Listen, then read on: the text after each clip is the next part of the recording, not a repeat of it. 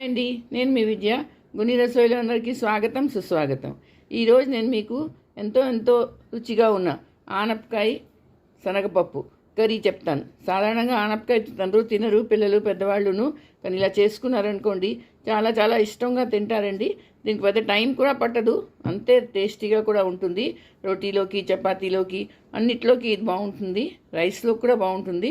మరి రండి ఇది ఎలా చేస్తారో చెప్తాను అండి. దీనికోసం ఆనపకాయ సగం ఆనపకాయ తొక్క తీసి ముక్కలు చేసి పెట్టుకున్నాను. అలాగే శనగపప్పు 2 గంటల ముందు నానబెట్టుకొని పెట్టుకున్నాను. ఇది ఒక ఉల్లిపాయ సన్నగా తరిగి పెట్టుకోవాలి. 2 టమాటాలు అండి, ఇవి కూడా తరిగి పెట్టుకోవాలి. ఇందులో వెల్లుల్లిపాయలు, పచ్చిమిరపకాయలు, తర్వాత అల్లం ఇది కూడా సన్నగా తరిగి పెట్టుకోవాలి.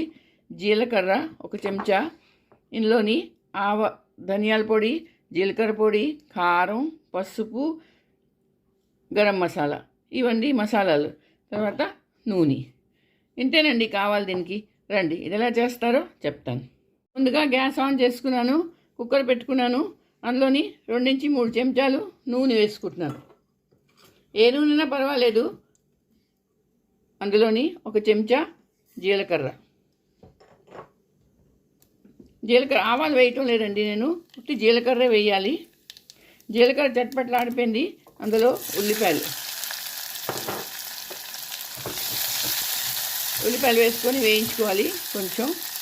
అలాగే పచ్చిమిరపకాయలు, వెల్లుల్లిపాయలు, అల్లం వెల్లుల్లి పేస్ట్ వేయొచ్చు మీరు, కానీ అవసరం లేదు. ఇలా వేస్తే ఎక్కువ టేస్ట్ ఉంటుంది దీనికి. వెల్లుల్లిపాయలు చాలా బాగుంటాయండి ఈ కూరలోని.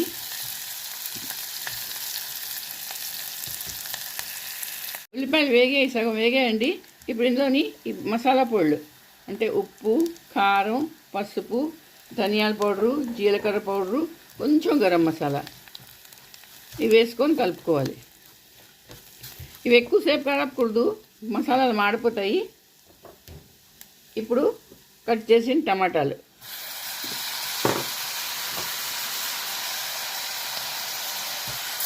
ఇవి కూడా వేసుకొని కలుపుకోవాలి.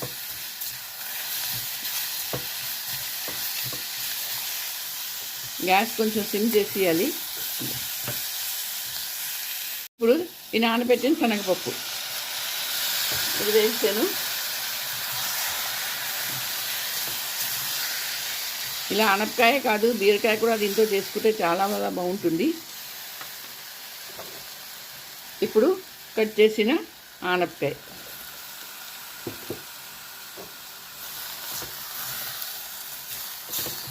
ఇప్పుడు ఇందులో ఏం వేయక్కర్లేదండి. దింపిన తర్వాత కొత్తిమీర, కరివేపాకు వేసుకోవచ్చు. చూసారా? ఇప్పుడు కొంచెం నీళ్ళు వేసుకోవాలి.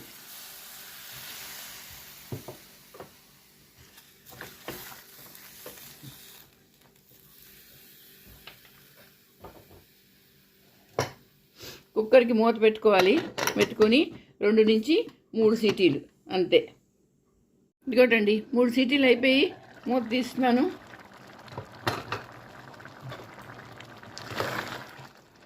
సరే, కూర ఉడికిపోయింది. ఎంత బాగుందో, మంచి కలర్ కూడా వచ్చింది దీనికి. ఇప్పుడు ఏం చేస్తామంటే ఇందులోని కరివేపాకు, కొత్తిమీర, సన్నగా తరిగిన కొత్తిమీర ఇది వేసుకోవాలి. వేసుకొని కలుపుకోవాలి. అంతేనండి ఈ కూర. 3 సీటీలు అయ్యే వరకే ఈ కూర ఉంటుంది. చాలా బాగుంటుంది, చాలా టేస్టీగా ఉంటుందండి ఇది. ఇంకో చూడండి, ఇది రోటీలోకి, చపాతీలోకి, రైస్లోకి అన్నిట్లోకి బాగుంటుంది. దీన్ని ఇప్పుడు నేను బౌల్లోకి తీసుకుంటాను. ఇదిగోటండి శనగపప్పు ఆనపకాయ కర్రీ రెడీ అయిపోయింది. చూసారా ఎంత బాగుందో? చూడండి, కలర్ చూడండి ఎంత బాగుందో. తినడానికి అంతే బాగుంటుందండి. రోటీలోకి, చపాతీలోకి అన్నిటికీ చాలా టేస్టీగా ఉంటుంది. మరి మీరు చేసుకోండి, అందరికీ చేసి పెట్టండి. అలాగే నా వీడియో నచ్చితే తప్పకుండా సబ్స్క్రైబ్ చేయండి. లైక్, షేర్ చేసి కమెంట్స్ చేసి చెప్పండి ఇది ఎలా ఉందో. మళ్ళీ ఇంకో వీడియోతో కలుస్తాను. అంతవరకు